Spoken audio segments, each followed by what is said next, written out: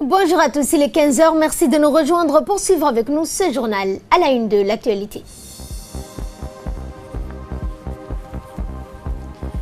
Le chef de l'État Ismaël Omar Guelleh est arrivé à Addis Abeba pour le 33e sommet de l'Union africaine.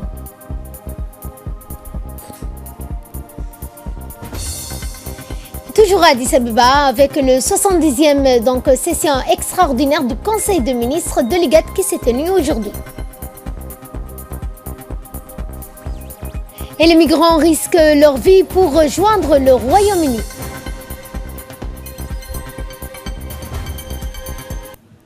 Bonjour à tous, le chef de l'État Ismaël Omar Guelleh est arrivé hier après-midi à l'aéroport international de Bolé à Addis Abeba pour prendre part les 9 et 10 février au 33e sommet ordinaire de l'Union africaine.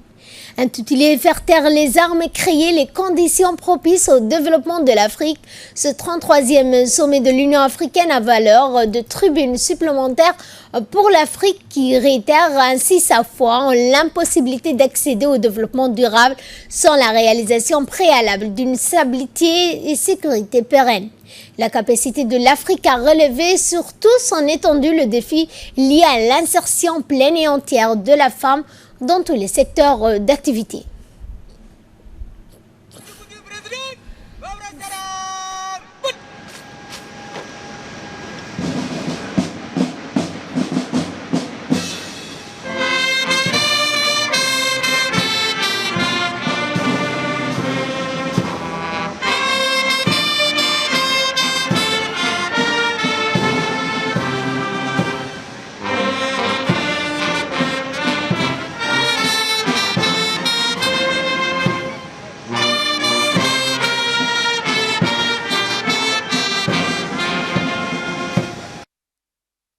Le chef d'État des gouvernements des autres pays, notre pays prendra activement part à une série d'autres réunions et activités intervenant dans le cadre de cette session ordinaire de l'Union africaine.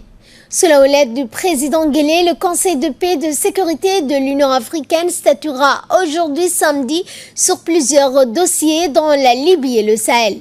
À noter aussi que toujours sous le haut patronage du président Guelleh, notre pays prendra part à la session annuelle du mécanisme d'auto-évaluation par les pairs MAEP au sein de cette instance dédiée à la promotion de la bonne gouvernance en Afrique.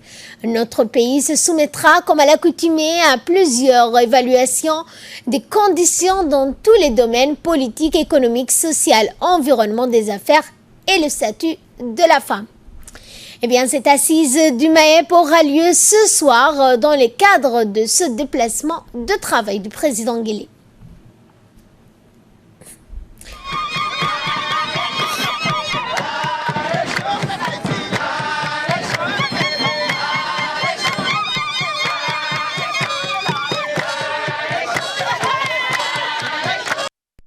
Et dans le cadre de ce déplacement de travail à Addis Abeba, le président de la République a assisté à une importante délégation comprenant notamment le ministre des Affaires étrangères de la coopération internationale, Mahmoud Ali Youssouf, du secrétaire d'État à la décentralisation, Hamadou Mohamed Aramis, de l'ambassadeur de la République de Djibouti auprès de la République démocratique fédérale d'Éthiopie, et représentant permanent de la République de Djibouti auprès de l'Union africaine, Mohamed Idriss Farah, et de l'ambassadeur de la République de Djibouti auprès des États-Unis d'Amérique. Ainsi donc, Monsieur Mohamed Siad Douale.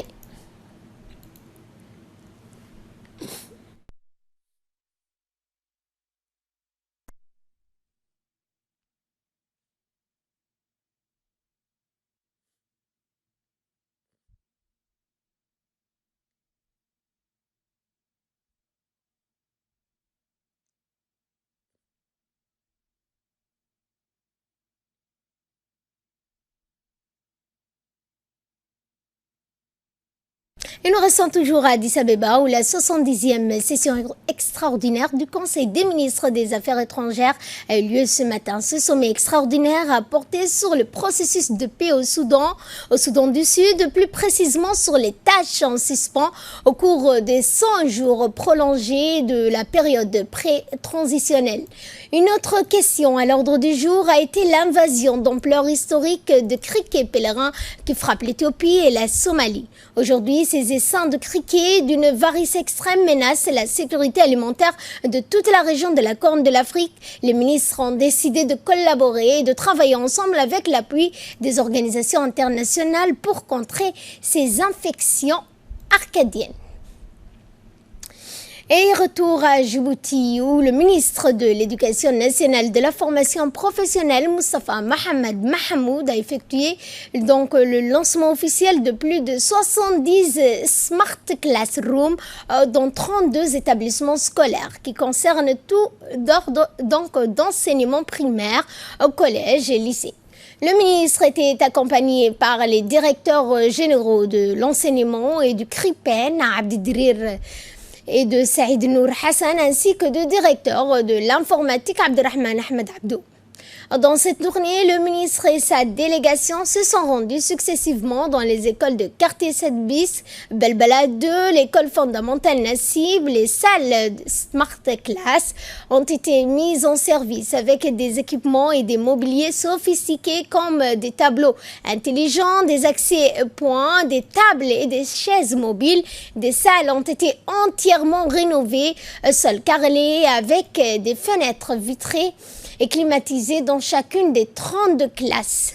Le ministre a eu donc des échanges avec les enseignants, les élèves, les parents sur les outils numériques visant à l'amélioration de l'enseignement et apprentissage. L'occasion pour le ministre de saluer l'aménagement du Smart Classroom, un cadre agréable et un gage de réussite pour les élèves.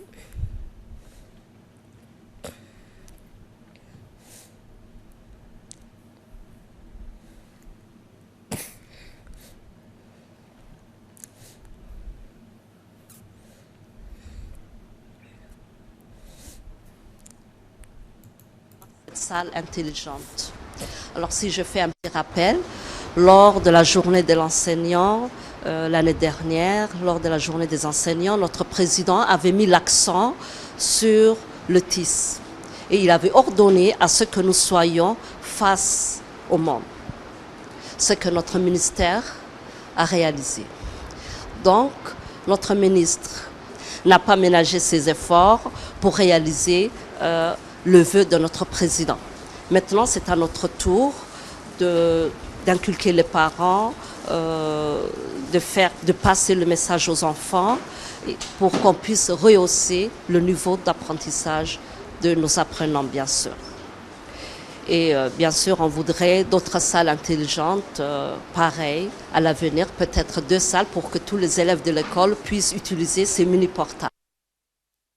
Ali Adé pour parler santé. En effet, le ministre de la Santé, Mohamed Ouarsama Dirrié, s'est rendu à Ali Adé à la tête d'une importante délégation afin de prendre donc le pôle du système de santé local.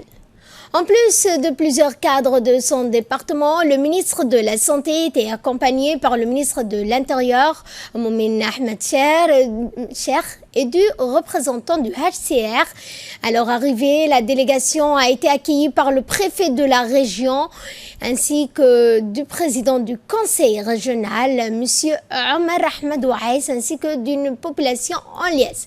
La délégation ministérielle a donc procédé à une visite d'inspection dans les différents services du poste de santé d'Aliadé qui offre une gamme élargie de soins de santé primaires aux habitants de cette bourgade qui héberge une importante communauté de réfugiés. Eh bien, cette journée a été également marquée par l'inauguration d'une nouvelle pharmacie communautaire qui a bénéficié d'une rénovation complète avec une plus grande capacité de stockage des médicaments afin d'en faire bon usage.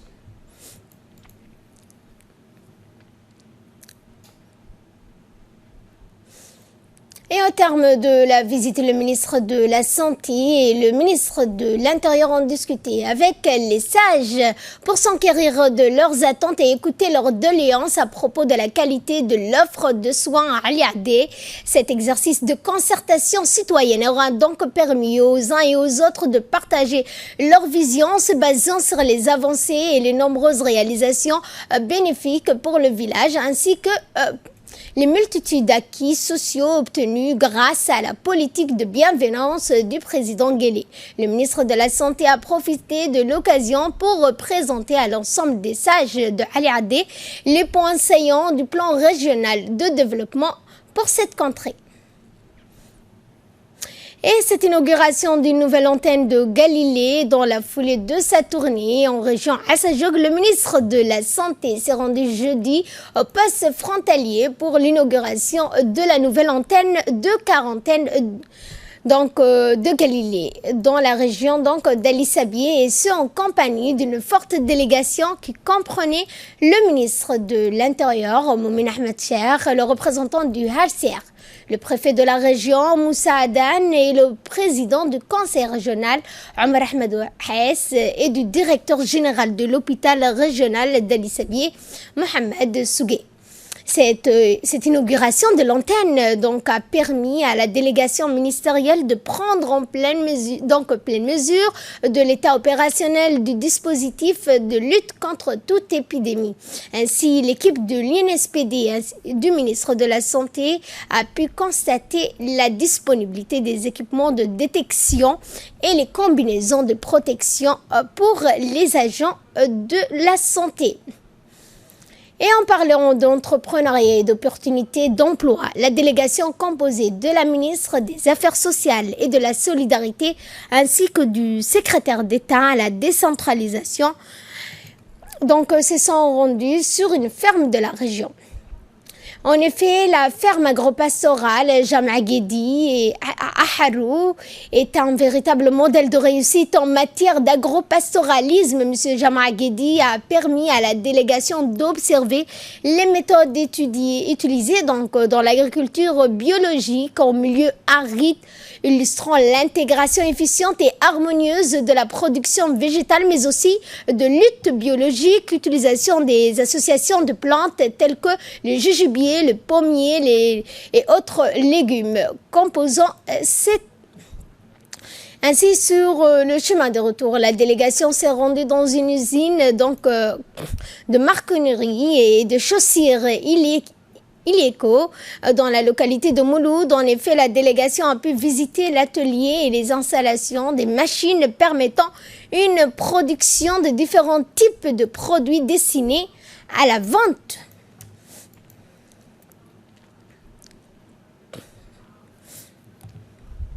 En nouvelle nationale, toujours, le directeur régional de l'OIM pour l'Afrique de l'Est et de la Corne de l'Afrique, Mohamed Abdi Khairé, en visite de travail à Djibouti, s'est rendu jeudi à Obok où il s'est entretenu avec les autorités locales. Mohamed et sa délégation se sont d'abord rendus à la préfecture d'Obok où ils ont rencontré le préfet Abdelmalik Mohamed Banoïta, le directeur régional de l'OIM pour l'Afrique de l'Est et de la Corne de l'Afrique, a remercié les responsables de la région pour son soutien à l'OIM et notamment dans son appui dans la gestion des personnes en situation irrégulière en utilisant à Obok comme point de transit pour ces différentes régions. La même délégation s'est ensuite rendue avec le président du conseil, Monsieur Mohamed Hamed, avec qui il a échangé des questions toujours relatives aux nombreux problèmes liés à la migration et ses conséquences aussi bien pour la région d'Obok que les autres régions de passage pour les migrants. C'est pourquoi, face à ce constat, nous cherchons à aider les migrants, ce qu'il a dit, mais aussi les communautés locales, comme ici à Obok, mais aussi les jeunes, a-t-il dit, aider pour trouver un travail et avoir de l'avenir. C'est pourquoi, enfin, nous réfléchissons sur la meilleure façon d'appuyer la préfecture concernant ce problème. Dans le cadre de la prise de contact avec la communauté rurale, le préfet de Tadjoura, M. Hassan Dabalé, accompagné du président du conseil régional, Omar Hussein, s'est rendu dans la matinée de vendredi dans le Mont Mabla. Ils ont été accueillis en premier lieu par des jeunes députés, Madame Hadi Dabalé et Youssouf ainsi que la communauté de Mabla ont réservé un accueil chaleureux au préfet. Ainsi qu'à la délégation, le préfet de la région s'est entretenu avec les Uqal et responsables coutumiers de la localité qui ont pris part à cette prise de contact tant attendue, profitant de cette journée de rencontre placée sous le signe de prise de contact et la communauté rurale. Les sages de la région de Mabla ont formulé leurs doléances dans lesquelles ils ont souligné les difficultés majeures à l'accessibilité car la piste de route sont endommagées par les crues d'eau causant beaucoup de problèmes, surtout quand il y a une urgence d'évacuation pour certains patients. Le préfet d'Abalié s'est dit satisfait de l'accueil qui lui a été réservé. Il a promis qu'il ferait tout son possible pour répondre à ces doléances et trouver une issue à ce problème qui impacte la région de Mabla. À Dikil, cette fois, à l'initiative des cadres de la ville de Dikil, une caravane de la paix co-organisée par le représentant de la société civile de Dikil, en l'occurrence Abakari Moussa Mahamad, conduit par Orbis Helaf en ce jour. Ont organisé une journée de paix citoyenne et d'unité au sein de la salle de conférence du Conseil régional. Objectif de cette caravane étant de lutter contre les injures et les intentions malveillantes qui circulent sur les réseaux sociaux. La caravane de la paix s'est fixée comme objectif de mobiliser les jeunes autour de la paix afin que ceux-ci soient mieux préparés. En effet, ils ont pris part à cet atelier, le président du Conseil régional ainsi que les autres hauts coutumiers. Et que dire encore? La jeunesse qui s'est mobilisée et qui s'est organisée, je pense que c'est encore mieux. Comme son nom l'indique, c'est un atelier, c'est une caravane plutôt, parlera de la paix, de la cohésion sociale, de la citoyenneté. Et je pense que vous n'êtes pas sans savoir que sans paix, il n'y a point de développement. Tout d'abord, je salue cette initiative qui émane de la jeunesse, par la jeunesse et pour la jeunesse, comme on disait tout à l'heure, initiée par des jeunes cadres natifs de la région de Dikil. Je les salue et je les accueille à bras ouverts. Dans l'actualité, toujours sous l'égide du secrétariat d'État à la jeunesse et au sport, après le renforcement des capacités des cadres responsables, la place à la formation des membres du conseil communautaire dans le cadre de la redynamisation des CDC voulue par le secrétaire d'État. Eh bien, cette formation qui s'étendra aussi dans l'ensemble du territoire national s'inscrit dans une politique d'insertion socio-économique et socio-professionnelle en faveur des jeunes prônée par le secrétaire d'État, M. Hassan Mohamed Kamil.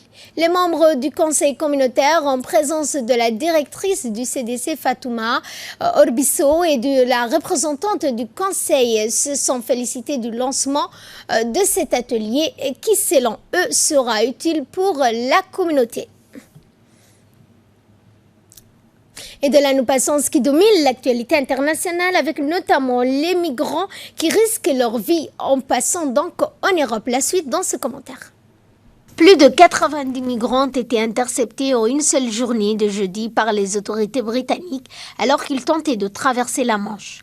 Secourus en mer, ils ont été emmenés à Douvres, toujours aussi dangereuses. Ces traversées ont été de plus en plus nombreuses tout l'hiver. Les secouristes évitent régulièrement des drames de grande ampleur, mais pour combien de temps encore ? Andy Robert, ancien garde-côte anglais, affirme que ces bateaux ne naviguent pas avec un capitaine. Ils sont juste poussés de la berge et partent dériver au large. Et ça marche, il y a tellement d'argent impliqué. Et si on imagine environ 3 à 4 000 livres par personne pour une traversée. 2 ou 3 décès ont été signalés, mais un jour, il y aura une vraie catastrophe. Quant à ce jeune homme, il affirme que les gouvernements français et britanniques ne nous laissent pas traverser par camion, alors nous devons y aller par bateau. C'est dangereux pour nous, mais nous allons le faire. Nous allons le faire dès que possible, dès que nous aurons un bateau.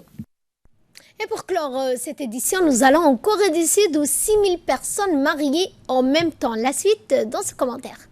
La très controversée secte Moon se place au-dessus de tout comme si elle était immunisée contre le coronavirus. Et peu importe que la Corée du Sud, son pays de naissance voisin direct de la Chine, soit déjà attaqué par la nouvelle pneumonie virale, 24 maladies ont été recensées pour le moment. L'Église de l'Unification a organisé ce vendredi dans la ville de Gyeonggi l'un de ses populeux mariages qu'elle affectionne, sans du tout tenir compte des mises en garde des autorités contre la propagation du coronavirus. Environ 6000 couples tous égaux dans leur classique tenue vestimentaire ont pu ainsi se dire oui à l'issue d'une cérémonie faste quand on sait que ces jeunes gens venaient de 64 pays différents et qu'ils avaient convié pas moins de 18 000 invités. Fin de ce journal, merci à vous de nous avoir suivis. Excellent après-midi à toutes et à tous.